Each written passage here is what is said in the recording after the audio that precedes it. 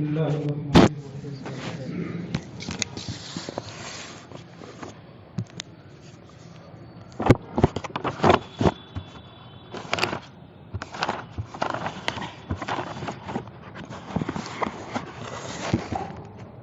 الحمد لله الذي أعلى منزلة المؤمنين بكريم خطابه. کہاں سے پڑھ کے آیا؟ بریلی شریف. ساتھ میں وہاں پڑھتے ہیں کیا؟ ہیں؟ کیسے پڑھتے ہیں؟ ڈاک پڑھا. ساتھ میں تو بھی پڑھ رہا ہے مجھے لگا کیا؟ ایسا لگا تھا ابتدا ہو رہی ہے. ایسا لگا. کل شروع کرا چکا. جی. کون کون تھے؟ آدھا لوگ تھے. میں کل آنا چاہیے. کل میں پہلی گھنٹے میں آیا ہوں. شروع کرانا باقی نہیں. جی. اب شروع ہو چکی ہے. اب پڑھنا باقی.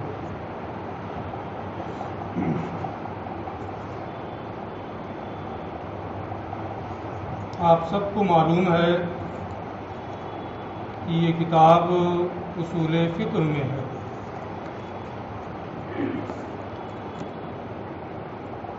اصول کا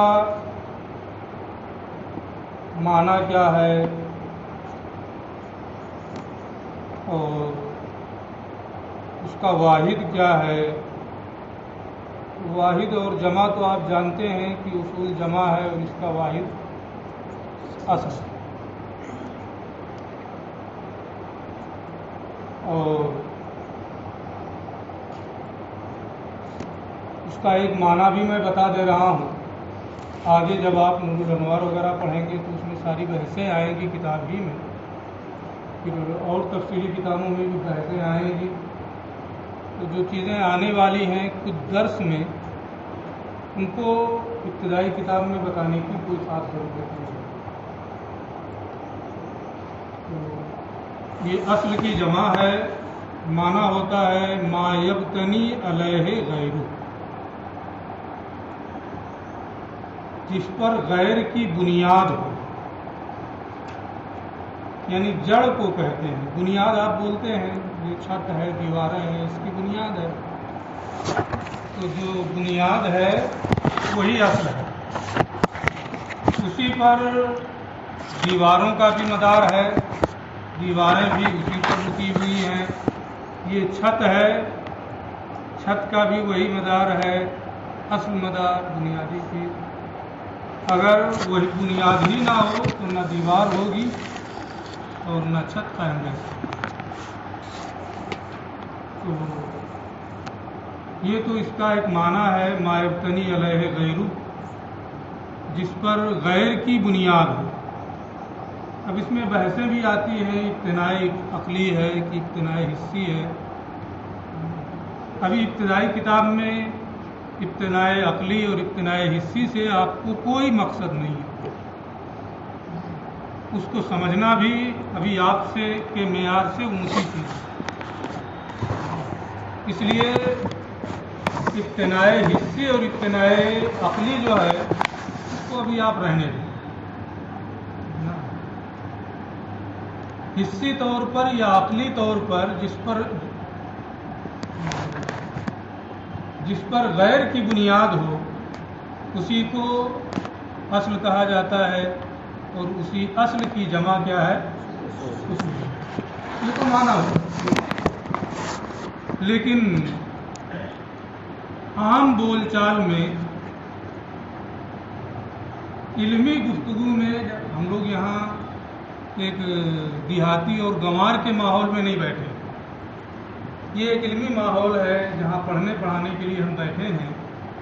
تو ہم لوگوں کی اصطلاح میں، ہم لوگوں کی بول چال میں، یعنی علماء اور طلباء کی اصطلاح میں جب اصل کا لفظ بولا جاتا ہے یا اصول کا لفظ بولا جاتا ہے اور اس کو کسی دوسرے لفظ کے ساتھ ملایا جاتا ہے، جیسے فقہ کے ساتھ ملا دیا گیا اصول فقہ ہو گیا، حدیث کے ساتھ ملا دیا گیا اصول حدیث ہو گیا، تفسیر کے ساتھ ملا دیا گیا، اصول تفسیر ہو گیا، ہے نا؟ تو جب ہم لوگوں کی اصطلاح میں یہ اصل کا لفظ یا اصول کا لفظ بولا جاتا ہے تو اس کا معنی ہوتا ہے قاعدہ اور ضابطہ، قواعد اور جمع کے اعتبار سے اگر آپ اس کا ترجمہ کریں گے، معنی سمجھیں گے تو قواعد و ضوابط کہیں گے. واحد کے اعتبار سے اگر اس کو سمجھنے کے لیے آپ بولیں گے تو قاعدہ اور ضابطہ کہیں گے. تو قواعد و ضوابط بھی آپ کہہ سکتے ہیں اور قاعدہ اور ضابطہ بھی کہہ سکتے ہیں. تو یہ لفظ اصول یا اصل کی مختصر توضیح ہے کہ ہم اصول فقہ پڑھ رہے ہیں، اصول حدیث پڑھیں گے، اصول تفسیر پڑھیں گے تو جو لفظ آتا ہے اس کا اجمالی اور مختصر معنی یہ ہے. باقی تفصیل اصول فقہ کی تفصیلی کتابوں میں ابھی رابعہ میں ہے، آپ خامسہ میں درس میں پوری تفصیل سے ایک صفحے میں بحث آ جائیں گے، ہے نا. پھر سابعہ میں جائیں گے تو نور وثانی توضیح میں پھر بحث آئے گی، وثانی میں نہیں. تو کئی مرتبہ یہ بحث آئے گی. اتنا آپ نے سمجھ لیا ہے تو کچھ بصیرت رہے گی، کچھ معلوم رہے گا کہ ہاں ہم کو کچھ بتایا گیا تھا. اگر یاد رکھیں گے تو، نہیں یاد رکھیں گے تو آپ سمجھیں، آپ کا کام. میرا جو کام تھا میں نے وہ کر دیا ہے کہ ابتدائی کتاب ہے، بنیادی کتاب ہے، سب سے پہلی کتاب ہے فن کی. جیسے آپ میزان لے کے بیٹھیں یا قواعد الصرف لے کے بیٹھیں، نہ دراست النحو یا قواعد النحو لے کے بیٹھیں اور اس میں آپ کو کچھ نہ بتایا جائے، بس غیر منصرف کی تعریف یاد کرائی جائے، منصرف کی تعریف یاد کرائی جائے، باقی چیزیں سب یاد کرا دی جائیں، آپ کو پتہ ہی نہیں کہ نحو کیا ہے، اصول نحو کیا ہیں، قواعد نحو کیا ہے، کیا چیز ہے یہ تو کچھ اندازہ ہی نہیں ہوگا. سب یاد کرنے کے بعد بھی کوئی مقصد نہیں سمجھ میں آئے. تو جیسے وہ بنیادی کتابیں آپ نے پڑھی ہیں، اس کو سمجھا ہے، اس کو یاد کیا ہے، اگر میزان اور قواعد النحو یاد نہ ہو تو اس میں ایک لفظ نہیں پڑھ پائیں گے. پتہ نہیں الحمدللہ کو الحمدللہ پڑھیں گے کہ الحمدللہ پڑھیں گے. کسی کمار کو پڑھا کر کے دیکھ لیجیے بغیر اعراب. جیسے آپ نے میزان پڑھا ہے، محنت کی ہے تو آج اس کو الحمدللہ پڑھ رہے ہیں نا. قواعد النحو پڑھا، محنت سے یاد کیا، سمجھا کہ کیسے کہاں کیا پڑھنا ہے تو اس کو الحمدللہ پڑھ رہے ہیں. یہ مبتدا ہے، یہ خبر ہے، یہ مرفوع رہے گا، یہ مجرور رہے گا، نہ یہ منصوب رہے گا. تو وہ چیزیں مرفوع، منصوب، مجرور، ہے نا، یہ ساری چیزیں آپ نے سیکھ لی. کس لیے سیکھا ہے؟ وہ چیزیں وسیلہ اور ذریعہ،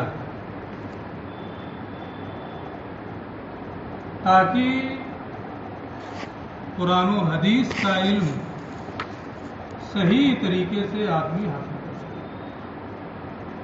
نحو بھی اسی لیے پڑھا ہے، صرف بھی اسی لیے پڑھا ہے، منطق بھی اسی لیے پڑھا ہے، ادب بھی اسی لیے پڑھا ہے. جتنے فنون اب تک آپ نے پڑھے ہیں سب کے پڑھنے کا مقصد صرف یہی ہے کہ قرآن و حدیث کا علم ہمیں حاصل ہو سکے. تو وہ چیزیں وسیلہ ہیں، ذریعہ ہیں، ان کو اتنی محنت سے آپ نے پڑھا، اتنی کوشش کی.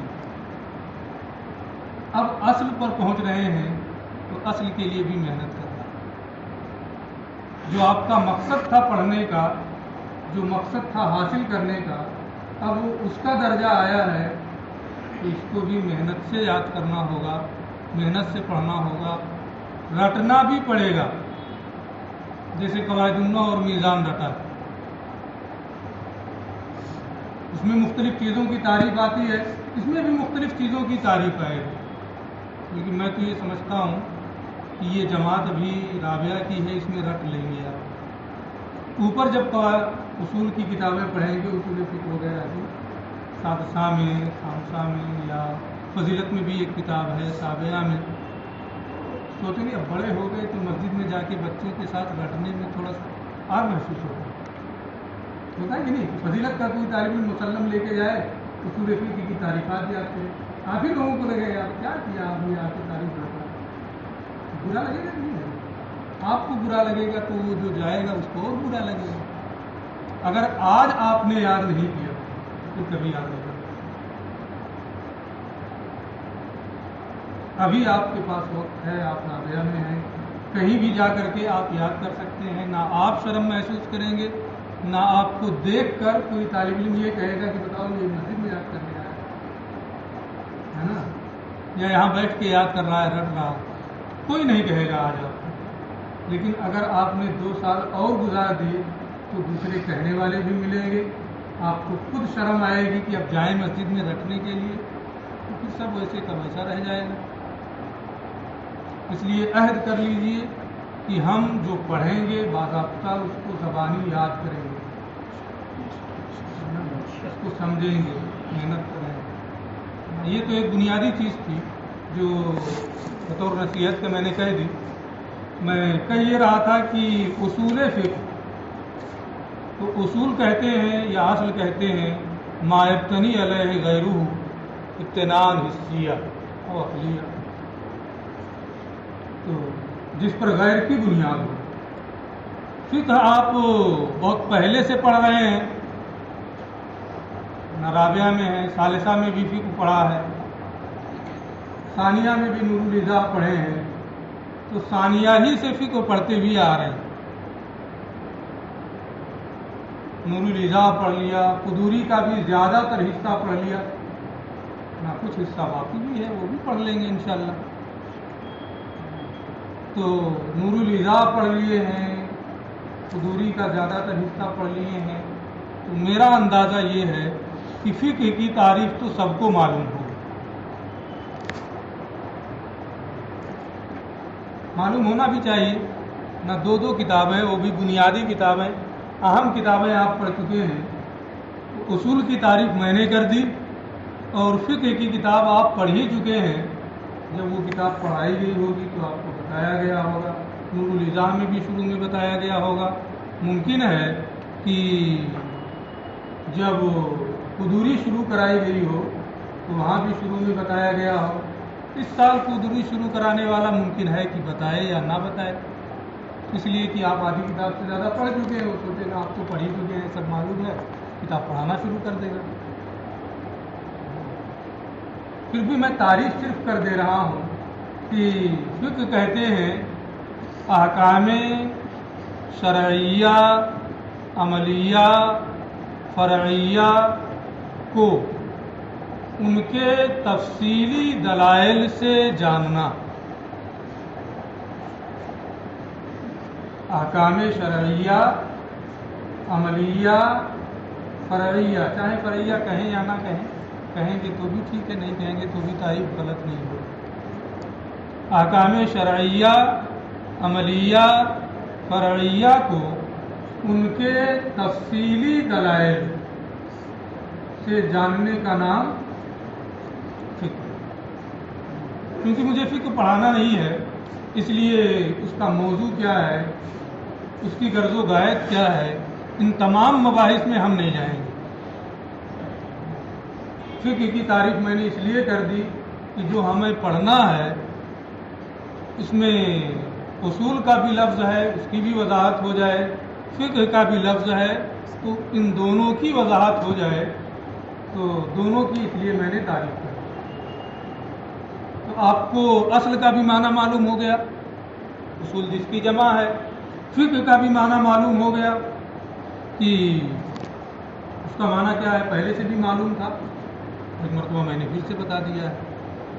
तो ये तो उसूल फ़िक़्ह की अलग अलग तारीफ़ है। आगे चल करके आप इसको पढ़ेंगे कि तारीफ़ की 2 सूरतें होती हैं। तारीफ़ की 2 सूरतें होती हैं, हो सकता है इब्तिदाई किताबों में किसी में आया भी हो। 2 सूरतें ये होती हैं कि کوئی بھی فن ہے، اگر وہ مجموعہ مرکب ہے، یعنی مضاف مضاف الیہ ہے، اس میں موصوف صفت ہے اس میں، تو دونوں کی الگ الگ تعریف کی جائے۔ کبھی ایسا بھی ہوتا ہے کہ کوئی فن یا کوئی علم ہے وہ مجموعہ مرکب نہیں بلکہ مفرد ہے، جیسے نحو ہے، صرف ہے، منطق ہے، تو وہاں جب مجموعہ مرکب نہیں ہے تو ایک کی تعریف کر دیا، کام چل گیا۔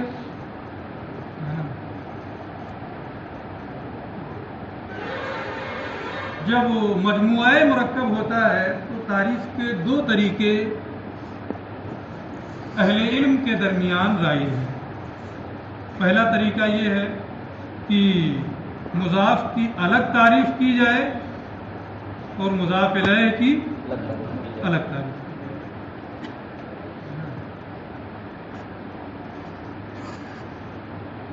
تو یہ طریقہ حد اضافی، تعریف اضافی کے نام سے اس کو موسوم کیا جاتا ہے۔ حد اضافی یا تعریف اضافی، حد کا معنی تعریف، یعنی مضاف اور مضاف الیہ کی الگ الگ تعریف کی جائے، اس کو کیا حد اضافی یا تعریف اضافی۔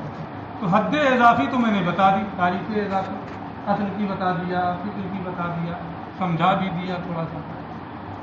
اور ایک تعریف جو اہل علم کے درمیان رائج ہے وہ ہے تعریف لقبی۔ تو کیا کہتے ہیں؟ حد لقبی۔ ایک حد اضافی ہے اور ایک حد لقبی۔ حد لقبی کا معنی یہ ہوتا ہے کہ اب مضاف اور مضاف الیہ کی الگ الگ تعریف نہ کی جائے بلکہ مجموعہ مرکب کی ایک تعریف کر دی جائے۔ یہ لفظ جو ہے اصول فقہ اگرچہ مضاف مضاف الیہ ہے، لیکن عرف میں، عام بول چال میں اب یہ ترکیب اضافی کی حیثیت سے ماخوذ نہیں ہے، بلکہ یہ ایک مفرد کی حیثیت اس نے اختیار کر لی ہے۔ تو اصول فقہ اگرچہ مضاف مضاف الیہ ہے، لیکن بحیثیت فن، بحیثیت علم، یہ ایک لفظ ہے، یہ مفرد ہے۔ ظاہر کے اعتبار سے تو مضاف مضاف الیہ ہے، اس لیے تعریف اضافی کی جاتی ہے، مضاف کی الگ اور مضاف الیہ کی، لیکن حقیقت میں یہ ایک علم کا نام ہے، اس اعتبار سے یہ مفرد ہے، اور مفرد کی مستقل تعریف کی جائے تو اس کو کون سی تعریف کہتے ہیں؟ تعریف لقب۔ تو اصول فقہ مجموعی اعتبار سے تعریف کی جائے، مفرد کی حیثیت سے، ایک فن کی حیثیت سے، ایک علم کی حیثیت سے اس کی کیا تعریف ہے؟ اصول فقہ ایسے قواعد و ضوابط کے جاننے کا نام ہے جن کے ذریعے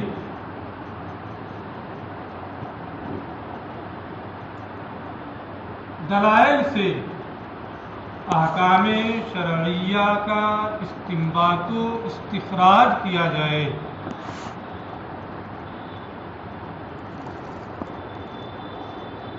ایسے قواعد و، اس میں تعریف نہیں کی ہوگی، اس میں دیکھ لینا تو لوگ اگر ضرورت پڑے گی، میں الگ الگ تعریف کر دیا ہوں، کہیں دیکھا تھا میں نے پڑھی تھی، اس میں دیکھ بھی لینا، اگر بھول جانا تو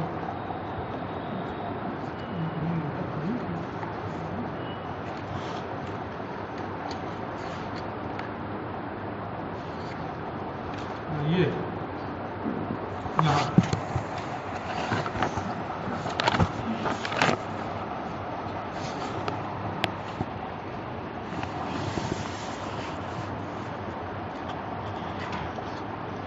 یہاں پر یہ سب بتایا گیا، ٹھیک ہے جی۔ اور اصول فقہ کی یہ مجموعی حیثیت سے یہ تعریف ہے. اور اس کا موضوع کیا ہے؟ وہاں موضوع بھی لکھا ہوا ہے کہ اس کا موضوع ادلہ اور احکام. ادلہ اور احکام یہ دونوں اس کے موضوع ہیں.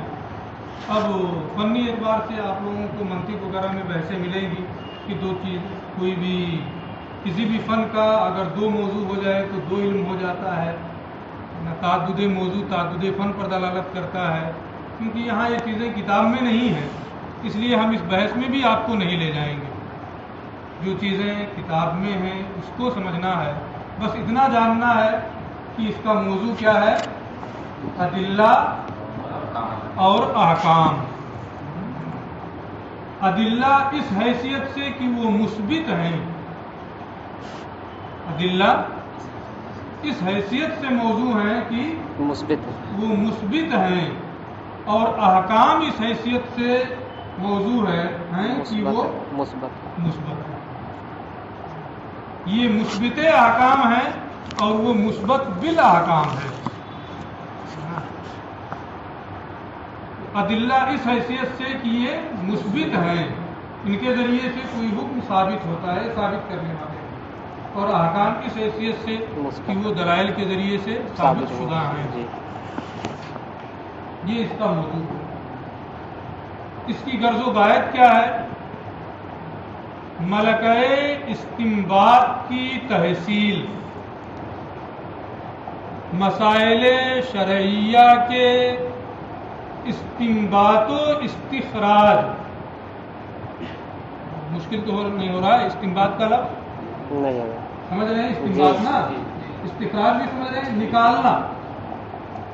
قرآن سے حدیث سے اجماع سے مسائل کو نکالنا، اخذ کرنا. تو مسائل شرعیہ کے استنباط کی تحصیل کا ملکہ، مہارت، یعنی آپ اس طریقے سے اس کو آپ کو پڑھنا ہے کہ جو دلائل شرعیہ ہیں کتاب و سنت اور اجماع اور قیاس، ان کی روشنی میں ان کو آپ سامنے رکھتے ہوئے ان قواعد کے پیش نظر ان کے ذریعے سے آپ حکم شرعی کو نکال سکیں، حکم شرعی کا استنباط و استخراج کر سکیں.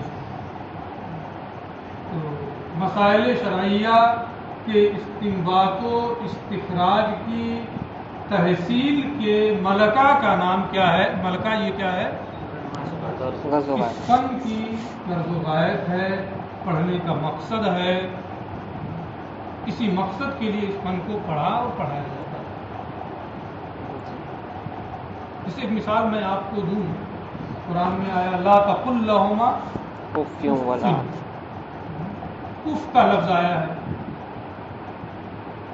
کہ انہیں اف نہ کرو. اف کا مطلب ہوتا ہے کہ بے رخی نہ اختیار.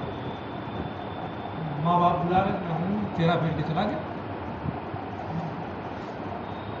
اب اس میں یہ تو نہیں آیا ہے کہ مارو نا. آپ اس کو برابر سنتے رہتے اس لیے میں نے ابھی ابتدائی کتابت میں یہی مثال دی. لیکن اس اف میں تمام چیزیں شامل ہیں. ہر وہ چیز جس سے ماں باپ کو تکلیف ہو ان تمام چیزوں سے اس آیت کریمہ میں اللہ رب العزت نے منع فرمایا. تو اب کیسے آپ اس آیت کریمہ سے ان تمام چیزوں کا ایک عام حکم کا استخراج کریں گے کہ آیت کریمہ کا حکم عام ہے، ہر وہ چیز جو ان کی تکلیف کا باعث ہو وہ تمام چیزیں منع ہے، وہ اسی علم کے ذریعے سے منع. تو یہ علم اس کے پڑھنے کا مقصد، اس کی غرض و غایت یہ ہے کہ دلائل شرعیہ سے احکام شرعیہ کے استنباط و استخراج کا انسان کو ملکہ حاصل ہو جائے. یہ تو اصول کی فقہ کی اصول فقہ کی تعریف ہوئی، غرض و غایت ہوئی، موضوع کا بیان ہوا. یہ بنیادی چیزیں ہیں جس کو جاننا ضروری ہے تاکہ اس فن کو آپ پڑھیں تو آپ کر دیں. اور یہ بھی ہے کہ اس طریقے کے قواعد و ضوابط کا اہتمام یہ مسلمانوں کی خصوصیت ہے. اس سے پہلے ایسے قواعد و ضوابط باضابطہ کسی بھی قوم کے درمیان منضبط نہیں تھے کہ باضابطہ اس کو کتابی شکل دے کر کے شائع کیا گیا ہو، پڑھایا جاتا ہو. مختلف لوگوں کے یہاں مختلف چیزیں ملتی ہیں. کسی کے یہاں کوئی چیز تھوڑی سی مل جائے گی، کسی کے یہاں کوئی چیز مل جائے گی، کسی کی کتاب میں کچھ مل جائے گا. لیکن باضابطہ قواعد و ضوابط کو مرتب کیا گیا ہو، اسے فن کی شکل دیا گیا ہو، ایک علم کی حیثیت سے اس کو متعارف کرایا گیا ہو، یہ سب سے پہلا کام یا سب سے پہلے یہ کام مسلمانوں نے کیا. اس سے پہلے کسی قوم میں اس طریقے کا رواج نہیں. تو یہ ہمارے لیے، آپ کے لیے فخر کی بات ہے، سعادت کی بات ہے کہ آج دنیا میں جو اصول مرتب ہو رہے ہیں، قواعد مرتب ہو رہے ہیں، ضوابط بنائے جا رہے ہیں،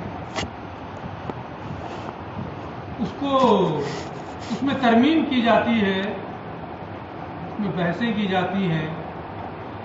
ان تمام چیزوں کا چہرہ مسلمانوں کے قواعد بنائے گئے. آپ نے امام اعظم کے بارے میں سنا ہے کہ باضابطہ ان کی مجلسیں شورا ہوتی تھی، بحثیں ہوتی تھی، ترمیم بھی کرتے تھے، متفقہ فیصلہ بھی نوٹ کرتے تھے اور پھر اس سے لوگوں کی رہنمائی کرتے تھے. تو یہ مسلمانوں کی خصوصیت ہے کہ اس فن کی ایجاد اور اس فن کی تدوین اول کا صحرا ان کے سر جاتا ہے. پھر بعد میں دوسری قوموں نے بھی ان کو دیکھ کر کے اس طریقے کا راستہ کیا. اس کے بعد ایک بحث یہ آتی ہے کہ سب سے پہلے مسلمانوں میں اس فن کو کس نے متعارف کرایا. ظاہر سی بات ہے دور رسالت میں اس کی کوئی ضرورت نہیں تھی. صحابہ کرام رسول کریم صلی اللہ علیہ وسلم کی موجودگی میں تمام چیزوں سے بے نیاز تھے. کہیں کوئی ضرورت ہوئی رسول کریم کی بارگاہ میں پہنچ گئے.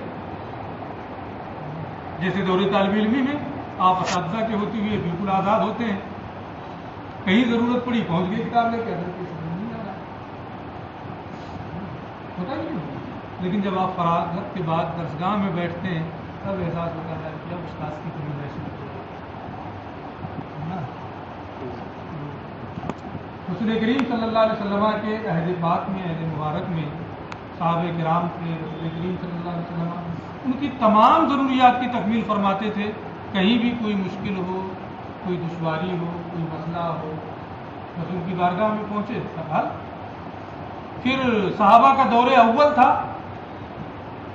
اس دور میں اکابر صحابہ کرام موجود تھے. اس دور میں بھی ضرورت نہیں تھی کہ ان چیزوں کی طرف کوئی خاص توجہ دی جائے اور ان کو مرتب کیا جائے، مدون کیا جائے. امام اعظم ابو حنیفہ رحمۃ اللہ تعالی علیہ تابعی ہیں، صحابہ کرام سے روایتیں بھی کی ہیں، ان کی زیارت بھی کی ہے. جب صحابہ کرام کا دور اخیر آیا، بلکہ تابعین کا دور اول، اس دور میں سب سے پہلے مورخین کی رائے کے مطابق امام اعظم ابو حنیفہ رحمۃ اللہ تعالی علیہ نے اس فن کو مرتب اور مدون کیا. اپنے خاص شاگردوں بالخصوص امام محمد اور امام ابو یوسف کو اس کی تعلیم دی. امام ابو یوسف اور امام محمد رحمہ اللہ کے بارے میں یہاں تک بتایا جاتا ہے کہ ان لوگوں نے باضابطہ اس پر کتابیں بھی لکھی.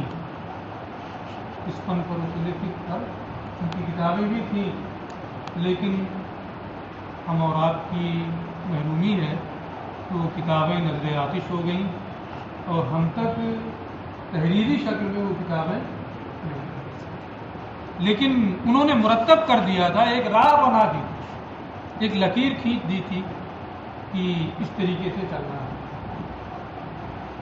تو محققین کی رائے کے مطابق سب سے پہلے امام اعظم اور ان کے تلامذہ نے یہ کام سر انجام دیا، لیکن جو موجود ہے، جہاں تک ہماری رسائی ہے، آپ کی رسائی ہے، اس فن کے بارے میں جو کتابیں دستیاب ہیں وہ امام شافعی رحمۃ اللہ تعالی علیہ کی پہلی کتاب الرسالہ، باضابطہ انہوں نے بھی، ان لوگوں نے تو باضابطہ لکھا تھا، موجود نہیں ہے، لیکن انہوں نے ایک کتاب الام کے نام سے لکھی ہے امام شافعی نے، اس میں ایک بحث انہوں نے شامل کی ہے جو الرسالہ کے نام سے بعد میں چھپی ہے، اور اس میں اصول فقہ کے قواعد اور اس کے ضوابط کو، چند ضوابط کو امام شافعی رحمۃ اللہ تعالی علیہ نے تفصیل سے بیان کیا۔ تو جو ہمارے پاس موجود ہے اس وقت اصول فقہ کا سرمایہ، اس میں سب سے پہلی اور بنیادی کتاب جو ہے وہ امام شافعی رحمۃ اللہ تعالی علیہ کی الرسالہ۔ ایک چیز اصول فقہ پڑھتے ہوئے یا فقہ پڑھتے ہوئے ایک عام مزاج بن گیا ہے، میں اس کا سخت مخالف ہوں، اس لیے آج ہی میں اس کی وضاحت بھی کر دے رہا ہوں، آپ لوگ بھی اس کی رعایت کریں، میں بھی اس کی رعایت کرتا ہوں، لیکن کیونکہ ایک مزاج بنا ہوا ہے تو کبھی کبھی مجھ سے بھی ہو جائے گا، آپ کو اندازہ ہوگا، میں بھی بتاؤں گا کہ کیا مزاج بنا ہے۔ مزاج یہ بنا ہوا ہے کہ جب اصول فقہ کی عام طور پہ تدریس ہوتی ہے، اسے پڑھایا جاتا ہے، ٹھیک ہے آپ حنفی ہیں، آپ اپنی بات ثابت کیجیے، آپ اپنے مذہب کو ثابت کیجیے دلائل سے، لیکن کبھی ذہن میں یہ نہیں آنا چاہیے یا بحث کرتے وقت یہ انداز نہیں اختیار کرنا چاہیے کہ آپ اپنے آپ کو امام شافعی کا مد مقابل ٹھہرائیں، ہے نا؟ ہوتا ہے اس میں، کیونکہ بحثیں ایسی ہیں کہ پڑھاتے ہوئے یا بحث و تکرار کے وقت میں امام شافعی نے یہ کہا ہے، یہ صحیح نہیں ہے، ہمارا مذہب یہ ہے، یہ صحیح ہے۔ آپ نے پڑھا ہوگا، آپ نے سنا بھی ہوگا، معلوم بھی ہوگا کہ جو ائمہ اربعہ کے مذاہب ہیں، ہم حنفی ہیں تو ہم اپنے مذہب کے بارے میں کیا خیال رکھتے ہیں، کیا رائے ہے ہماری؟ ثواب ہے احتمال خطا کے ساتھ، کوئی بھی مسئلہ ہو کہ یہ درست ہے، جو حنفی مذہب ہے یہ کیا ہے؟ درست ہے، لیکن خطا کا احتمال ہے۔ کیا نام ہے؟ نیا ہے کہ پرانا ہے؟ ہمارا جو دوران درس اس طریقے سے درسگاہ میں نہیں آیا جاتا، ٹھیک ہے؟ کوئی بھی پڑھا رہا ہے، آپ آئیں گے وہ ڈسٹرب ہوگا، 2 منٹ گیا نا، کچھ بتا رہا ہوں، اور میرا یہ اصول ہے کہ کسی کو درسگاہ میں پڑھاتے ہوئے نہیں آنے دیتا، جب میں شروع کر رہا ہوں اس وقت آ جائے، پڑھانے لگا جب تو پھر آنے کی اجازت ہے، میں ڈسٹرب ہوں گا، یہ لوگ ڈسٹرب ہوں گے، میں پتہ نہیں کیا بتا رہا ہوں، کہ ڈسٹرب ہو جاؤں گا، ادھر کا ادھر ہو جائے گا، تو یہ خیال رکھنا، اگر یہاں گھنٹی پڑے تو جب میں پڑھا رہا ہوں، بتا رہا ہوں تو بیچ میں نہیں آنا ہے، شروع میں آ جاؤ، تم بیٹھے رہو، کیا کرنا؟ تو میں یہ کہہ رہا تھا اپنے مذہب کے بارے میں آدمی کیا خیال، ہم یہ مسلمہ اصول ہے، یہ مسلمات میں سے ہے جو میں بتا رہا ہوں کہ کوئی بھی مسئلہ ہو، اگر ائمہ کا اختلاف ہے، امام اعظم کا، امام شافعی کا، امام مالک کا، پڑھتے ہیں، قدوری میں پڑھا، نور میں پڑھا، اختلاف ہے، تو آپ فقہا کے بارے میں تو یہ پڑھتے ہیں کہ احتمال خطا کے ساتھ ان کی بات ہے نا، لیکن جب اختلاف ہو جائے تو اپنے مذہب کے بارے میں آپ کیا رائے رکھیں گے؟ یہی درست ہے احتمال خطا کے ساتھ، غلطی کا احتمال ہے نا، اور دوسرے کے بارے میں آپ کی کیا رائے ہوگی؟ یہ بھی صحیح ہے، صحیح نہیں ہے، احتمال ثواب کے ساتھ، درست ہونے کا احتمال ہے لیکن یہ درست، تو اپنے مذہب کے بارے میں جو اس لیے کہ اس پر آپ کو عمل کرنا ہے. حنفی ہے تو حنفی جو مذہب مسائل ہے اس پر عمل کرے گا نا. تو کس اعتبار سے کہ غلطی کا احتمال ہے نہیں, درست ہے اس اعتبار سے عمل کرے گا. لیکن مجتہد کا اجتہاد ہے, احتمال خطا اس میں ہے. لیکن دوسرے کے بارے میں خطا ہے احتمال ثواب کے ساتھ, اسی لیے ہم عمل نہیں کر رہے نا. اگر درست ہوتا تو ہم اس پر عمل کرتے نا. عمل نہیں کر رہے ہیں کیوں؟ اس لیے کہ خطا ہے, درست ہونے کا بھی احتمال ہے. جی تو اپنے مذہب کے بارے میں یہ ہوتا ہے کہ ثواب ہے احتمال خطا کے ساتھ. دوسرے کے مذہب کے بارے میں کیا ہوتا ہے؟ خطا ہے احتمال ثواب احتمال ثواب کے ساتھ.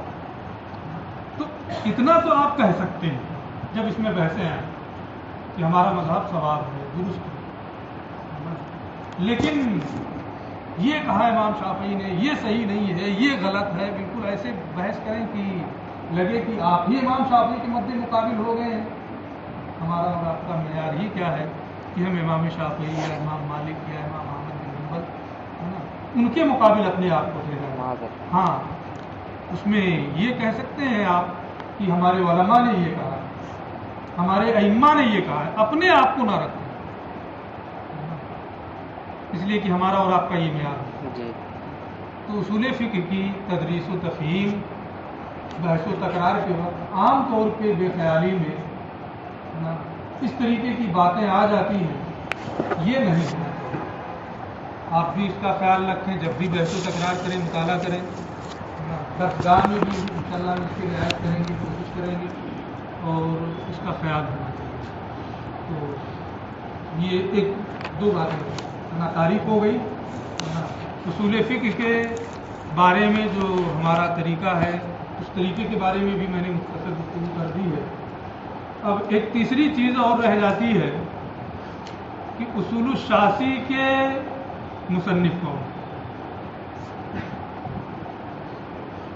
تو کتاب کے اوپر تو لکھا ہوا ہے کہ شیخ نظام الدین شاسی رحمۃ اللہ تعالی علیہ نا اس کتاب کے مصنف. لیکن صحیح بات یہ ہے کہ اس کتاب کے مصنف کا نام معلوم ہے. بات پوری ہو جائے گی. نام تو اس میں لکھ دیا گیا ہے کہ ایک قول یہ ہے کہ یہ اس کے مصنف, ایک قول یہ ہے کہ شیخ اسحاق اس کے مصنف ہیں. اس میں پوری نام لکھا تھا ہے نا, ہمارے ایسا ہے. تو شیخ اسحاق کی اس کتاب کی بات کر رہا ہوں, اس میں نہیں کیا ہو سکتا ہے, میں نے دیکھا نہیں.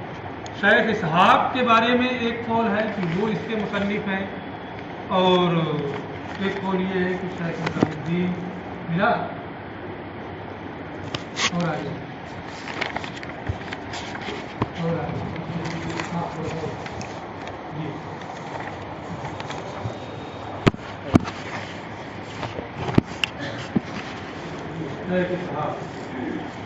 اسحاق بن ابراہیم صفحہ بتا دیں, صفحہ 9. ایک قول یہ ہے کہ شیخ اسحاق بن ابراہیم اس کے مصنف ہیں, اور ایک قول یہ ہے کہ شیخ نظام الدین رحمہ اللہ. دونوں کے بارے میں یہ وجہ یہ ہے کہ یہ اختلاف اس بنیاد پر ہوا کہ انہوں نے نام نہیں لکھا کہیں کہ اس کا مصنف ہے. جو مصنف ہے کہیں نام اپنا نہیں لکھا. تو جب کہیں نام نہیں لکھا ہے, ظاہر سی بات ہے لوگ اندازہ ہی کریں گے انہوں نے لکھا ہوگا, انہوں نے لکھا ہوگا. جی اس دور کے, جس دور میں یہ کتاب لکھی گئی ہے, جو لوگ اس فن کے مانے جانے لوگ تھے, معتبر لوگ تھے, ان میں سے ان دو لوگوں کے بارے میں محققین کی رائے یہ ہے کہ شیخ اسحاق بن ابراہیم یا شیخ نظام الدین, ان دونوں میں سے کسی ایک نے یہ کتاب لکھی ہے. یہاں کے محققین کے بارے میں یہ ہوا کیونکہ پرانی کتاب جو یہاں سے شائع ہوتی ہے اس میں شیخ نظام الدین ہی کا نام ہے, اس لیے شیخ نظام الدین کا نام لکھ دیا گیا ہے کہ یہ اس کے مصنف ہے. किसी की भी किताब हो, लेकिन किताब मुस्तनद है, جی किताब मुस्तनद है, मोतबर है। दोनों शेख इसहाक बिन इब्राहिम और शेख निज़ामुद्दीन दोनों के दोनों अइम्मा अहनाफ में बुलंद पाया के इमाम हैं। फ़िक़्ह और उसूल फ़िक़्ह में इनकी दोनों की महारत मुसल्लम है, इसलिए किसी की भी किताब हो। यही हाल इसकी एक अरबी शरह है उसूलुल हवासी, उसकी भी मुसन्निफ़ है ना। तो दोनों की इस फन में महारत मुसल्लम है। तो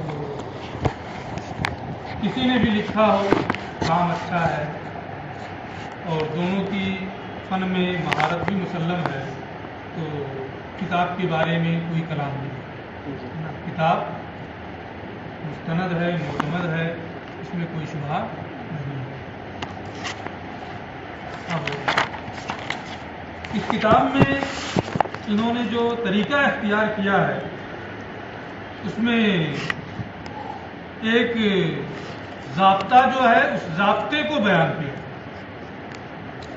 खास है उसकी क्या तारीफ होगी, आम है उसकी क्या तारीफ होगी, मुश्तरक है उसकी क्या तारीफ होगी, मुअव्वल है उसकी क्या तारीफ है। ये इस्तिलाहात है इस फन के, है ना। कम से कम जो इस्तिलाहात हैं, एक एक का नाम याद होना चाहिए। जब एक एक का नाम याद होगा आपको, तो तारीफ भी कोशिश करेंगे याद। मुजमल है, मुतशाबिह है, मुहकम है, खफी है, नस है, जाहिर है, इस्तेहसान है, कयास जली है, कयास खफी है। ये उसूल फ़िक़्ह की इस्तिलाह। जैसे नहव और सर्फ में नाम आता है, इसमें भी नाम है ना। तो ये सारी चीज़ें, इनका तरीका ये है। बाद में आप पढ़ेंगे तो थोड़ा सब मिल जाता है आपस में। इन्होंने कोई मखलूक नहीं किया, बहुत मजबूत और बहुत मुंजमिद रखा है। एक खास की तारीफ कर दिया, तारीफ करने के बाद उसकी कम से कम 2-3 मिसालें देते हैं,